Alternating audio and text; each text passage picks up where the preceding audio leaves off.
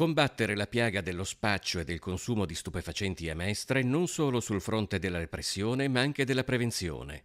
Al tavolo del Comitato Provinciale per l'Ordine e la Sicurezza Pubblica, presieduto dal prefetto di Venezia Michele Di Bari, si parla di uno sforzo straordinario che porti a dei risultati concreti e ad una maggiore visibilità per evitare il fenomeno del consumo negli androni dei condomini o su strada.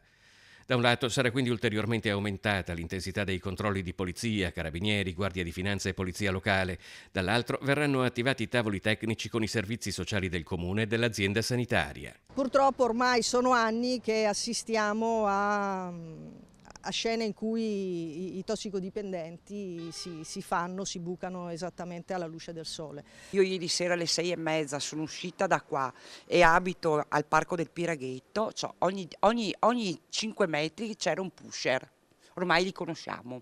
Per quanto riguarda i decessi abbiamo un numero di casi che variano tra i 60 e i 70 all'anno, qualche caso fino anche a 100 e un aumento sì certamente c'è stato in questi ultimi anni legato alla grossa diffusione purtroppo degli stupefacenti.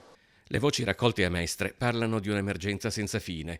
Nelle ultime ore un quarantenne è stato trovato in casa senza vita, vittima di una probabile overdose. Su una morte legata al consumo di droga starebbero propendendo anche gli accertamenti sul decesso dello studente 22enne spirato la settimana scorsa nell'appartamento che divideva con altri universitari. Persino una bimba di 9 mesi è risultata positiva agli stupefacenti dopo che la madre tossicodipendente era stata fermata dalla polizia.